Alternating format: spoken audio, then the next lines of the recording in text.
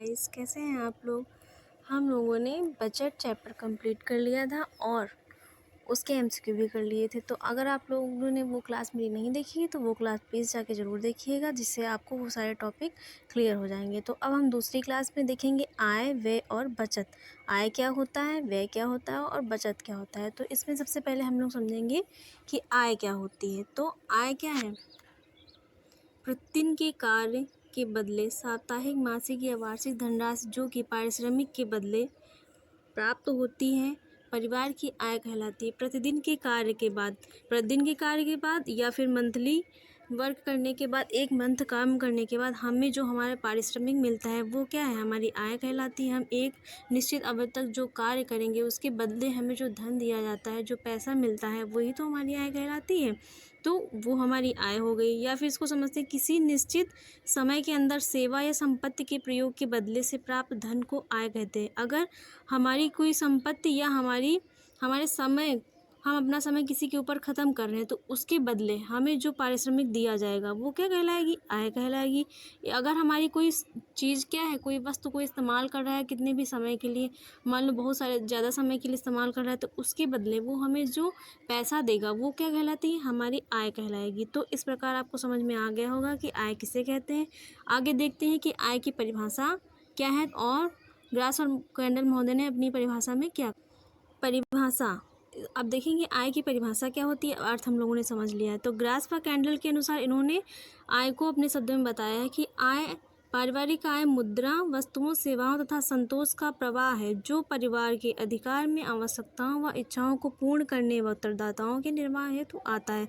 मतलब आय क्या है, आय एक पैसा है, आय धन है जो एक निश्चित समय अवधि तक कार्य या परिश्रम करने के बदले हमें मिलता है। उससे हम लोग क्या करते हैं, अपने परिवार की आवश्यकताओं, वस्तुओं की पूर्ति करते हैं, जिसके बदले हम लोगों को क्या मिलेगा, संतोष मिलेगा, हमारी इच्छाएं पूरी होंगी, हमारी आवश्यकताएं पूरी होंगी। तो आय एक क्या है, निश्चित समय अवधि के बाद मिलने वाला धन या फिर पैसा है, जिससे हम अपनी आवश्यकता, वस्तुओं और इच्छाओं की पूर्ति करते हैं। तो आप लोगों को समझ में आ गया होगा कि आय क्या है, और आय के द्वारा ही अपने परिवार के प्रति हमारे जो उत्तरदायित्व हैं उनका वहन हम लोग आय के माध्यम से ही करते हैं। अगर आय, हम लोग अपने परिवार को पालने भर की आय नहीं कमा पा रहे हैं तो हम अपने परिवार के उत्तरदायित्वों का वहन नहीं कर पाएंगे। इसलिए आय क्या है, आय हमारे उत्तरदायित्वों को वहन करने का भी एक बहुत महत्वपूर्ण साधन है। तो देखते हैं आइए इसके आगे और कौन सा नया टॉपिक आए। हेलो गाइस, हम लोगों ने समझ लिया है आय क्या होती है, आय की परिभाषा क्या होती है। अब हम लोग समझेंगे कि आय के भेद कितने होते हैं। तो आय के भेद कितने होते हैं, तो आय दो प्रकार की होती है। एक प्रत्यक्ष आय होगी, दूसरी अप्रत्यक्ष आय होगी। प्रत्यक्ष आय वह होती है जो गृहिणी या गृहस्वामी के द्वारा अर्जित धन ही प्रत्यक्ष आय होती है। जो गृहिणी है या गृहस्वामी है, परिवार में मेल फीमेल अगर कोई भी वर्क कर रहा है तो उसको निश्चित समय अवधि के बाद जो उसको धन मिलेगा, प्रत्यक्ष रूप से उसके हाथ में जो धन मिलेगा, जो पैसा मिलेगा, वही प्रत्यक्ष आय होगी। उस धन को खर्च करके हम लोग क्या करेंगे, अपनी सुविधाओं, अपनी इच्छा और अपनी आवश्यकताओं को पूरा करेंगे। तो प्रत्यक्ष आय का मतलब होता है प्रत्यक्ष रूप से हमारी मेहनत के बदले हमें जो भी पारिश्रमिक दिया जा रहा है हमारे हाथ में, वो प्रत्यक्ष आय में आएगा।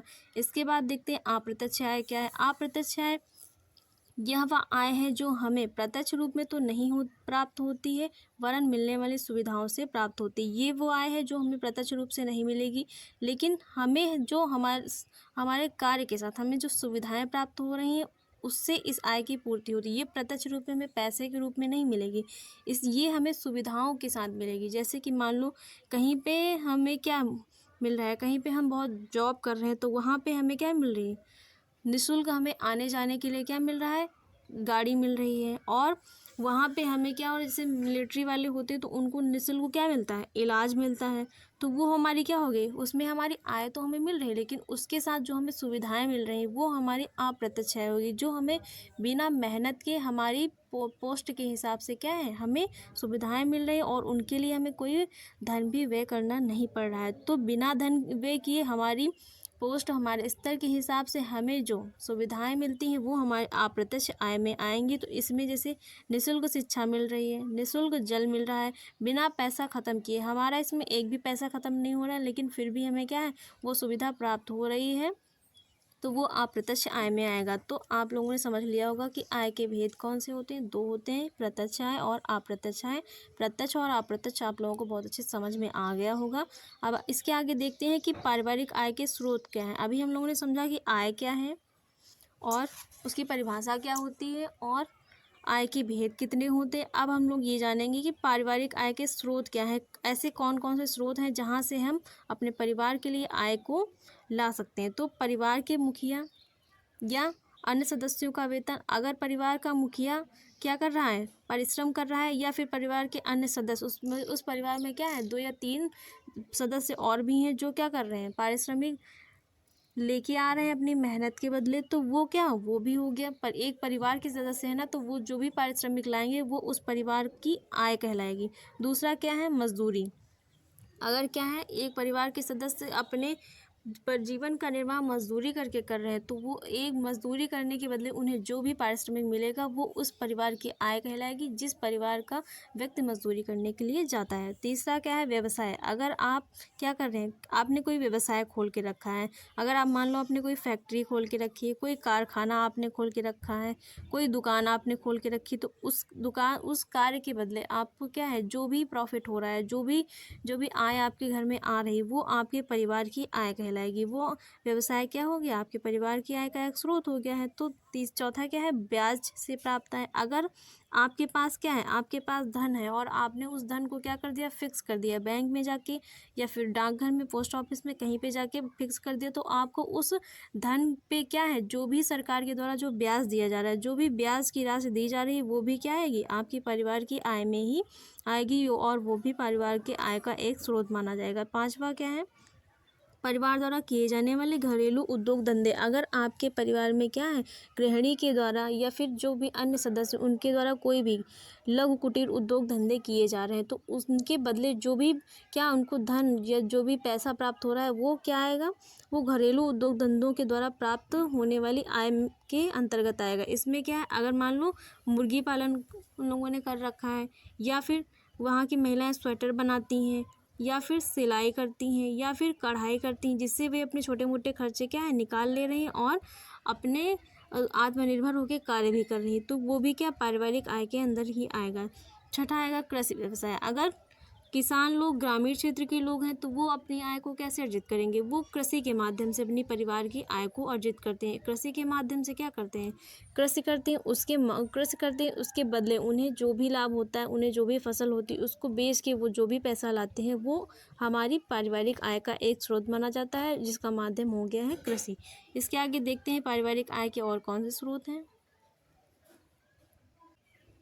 इसके बाद है पशुपालन। अगर क्या है, ग्रामीण क्षेत्र के लोगों ने क्या कर रखा है, पशुपालन खोल के रखा है। पशुपालन में उन्होंने कोई डेयरी उद्योग चला के रखा है, या फिर बहुत सारे पशुओं को पाल के वो उससे ही अपनी आय, उनको बेच के उनसे ही अपनी आय क्या करते हैं, अर्जित करते हैं, तो ये भी पारिवारिक आय का एक स्रोत माना जाता है।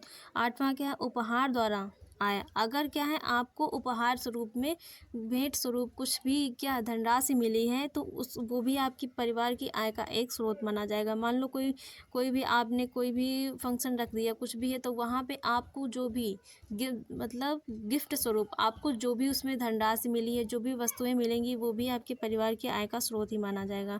नंबर 9 देखते हैं, पेंशन से आय। जो पेंशन से, मान लो आप क्या है, सरकारी गवर्नमेंट जॉब में रह चुके हैं, तो उस गवर्नमेंट जॉब से रिटायर होने के बाद आपको पेंशन के रूप में जो प्रतिमाह आपकी सैलरी का जो भी भाग मिलेगा, वो आपकी पारिवारिक आय में ही काउंट होगा, वो भी आपकी पारिवारिक आय का एक हिस्सा होगा। तो आप लोगों को समझ में आ गया होगा कि पारिवारिक आय के स्रोत कौन कौन से, और कौन कौन से ऐसे स्रोत हैं जहाँ से परिवार के लिए आय आ सकती है, और उस आय को हम लोग अपनी इच्छा, आवश्यकता और अपनी सुविधाओं को पूरा करने के लिए इस्तेमाल करते हैं। तो आगे देखते हैं कि पारिवारिक व्यय क्या है, और पारिवारिक व्यय को समझते हैं, समझने की कोशिश। हेलो गाइस, हम लोगों ने क्या किया है, पारिवारिक आय को तो बहुत अच्छे से समझ लिया कि आय क्या होती है, उसके भेद क्या है, उसके स्रोत क्या है, ये सारी चीज़ें समझ ली। लेकिन आय आएगी तो उसके साथ अब पैसा आ रहा है, तो वो ख़त्म भी तो होगा, तो उसके लिए क्या है, व्यय को भी हम लोगों को समझना पड़ेगा कि व्यय क्या होता है, और व्यय क्या होता है, उसे किसे कहते हैं, और व्यय होता आखिर क्या है, हम किन शब्दों में व्यय को परिभाषित कर सकते हैं। तो पहले हम सब लोग समझ लेते हैं कि व्यय होता क्या है। गृह अर्थव्यवस्था को 2 भागों में विभाजित किया जा चुका है, जिसमें ग्रह अर्थव्यवस्था को 2 भागों में विभाजित किया जा चुका है, जिसमें पहला है आय तथा दूसरा है व्यय। तो आय को हम लोगों ने समझ लिया, अब हम लोगों को समझना बाकी है व्यय क्या होता है। तो व्यय, जिस धन को हम पारिवारिक आवश्यकताओं की पूर्ति के लिए व्यय करते हैं, पारिवारिक व्यय कहलाता है। व्यय क्या है? जिस धन को हम लोग अपने पारिवारिक आवश्यकताओं की पूर्ति के लिए व्यय करते हैं, खर्च करते हैं, वो व्यय कहलाएगा। हम लोग अपनी आवश्यकताओं को पूरा करने के लिए जो पैसा हमारे लोगों के घर में आ रहा है, उसको पूरा करने के लिए जो भी धन को खर्च कर, तो व्यय क्या होता है? जिस धन को हम अपने परिवार की आवश्यकताओं को पूरा करने के लिए व्यय करते हैं, खर्च करते हैं। हम लोग अपनी इच्छा, आवश्यकता और सुविधाओं को पूरा करने के लिए अपनी आय को जहाँ जहाँ पे खर्च करते हैं, वो क्या कहलाता है? व्यय कहलाता है। हमारे आय में से खर्च किया हुआ धन व्यय कहलाएगा। तो आय को अगर हम अपनी आवश्यकता, इच्छाओं की पूर्ति में से माइनस करें, तो जो धन व्यय होगा, जो खर्च होगा, जो बाहर चला जाएगा, वो व्यय कहलाएगा। तो व्यय को आप लोगों ने समझ लिया होगा। अब हम लोग समझते हैं कि व्यय की परिभाषा क्या है। व्यय को एक निश्चित परिभाषा में हम लोग कैसे समझ सकते हैं? किसी निश्चित अवधि में संबंधित परिवार द्वारा अर्जित आय के उस अंश को पारिवारिक व्यय माना जाता है, जो परिवार की विभिन्न आवश्यकताओं की पूर्ति के लिए व्यय किया हो। इसको पहले हम लोग देख चुके हैं। तो किसी निश्चित अवधि में परिवार के मुखिया या फिर परिवार के सदस्यों के द्वारा उन्हें जो धनराशि या पारिश्रमिक मिलता है, उसे वो अपने पारिवारिक की आवश्यकताओं को पूरा करने के लिए जिस जिस स्थान पे खर्च करते हैं या फिर जिन जिन आवश्यकताओं को पूरा करने के लिए व्यय करते हैं, तो वो जहाँ जहाँ पे उस धन को खर्च कर रहे हैं, वो खर्च किया हुआ धन ही व्यय कहलाता है। तो इसके बाद हम लोग देखेंगे कि पारिवारिक व्यय के प्रकार क्या होते हैं और वो कितने प्रकार का। व्यय को हम लोगों ने अच्छी तरीके से समझ लिया। अब देखते हैं कि पारिवारिक व्यय के कितने प्रकार होते हैं। तो इन प्रकारों में पारिवारिक व्यय को 4 भागों में बांटा गया है। पहला है निश्चित व्यय, दूसरा अर्धनिश्चित व्यय, तीसरा है आकस्मिक व्यय और चौथा है अन्य व्यय। निश्चित व्यय में वो व्यय आएगा जो पहले से ही निश्चित होगा, जिसमें कुछ भी घटाया और बढ़ाया नहीं जा सकता। जिन खर्चों को हम थोड़ा भी घटा या बढ़ा नहीं सकते, वो निश्चित व्यय के अंतर्गत आता है। तो जैसे कि मकान का किराया, मकान के किराए को हम क्या कर सकते हैं? घटा या बढ़ा नहीं सकते, जितना है उतना ही देना पड़ेगा। या फिर हो गए स्कूल की फ़ीस, इसमें भी हम लोग कुछ क्या है? घटा या बढ़ा नहीं सकते, जो निश्चित है वो उतना देना पड़ेगा। तो दूसरा हो गया अर्धनिश्चित व्यय। अर्धनिश्चित व्यय वह होता है जिसमें हम लोग क्या कर सकते हैं? अपनी मर्जी से पैसों को घटा या बढ़ा सकते हैं और उसमें क्या कम या ज़्यादा कर सकते हैं। जैसे वस्त्रों पे होने वाले व्यय को हम लोग अपनी आय के अनुसार घटा या बढ़ा सकते हैं। और भोजन पे होने वाले व्यय को हम लोग अपनी आय के अनुसार घटा या बढ़ा सकते हैं।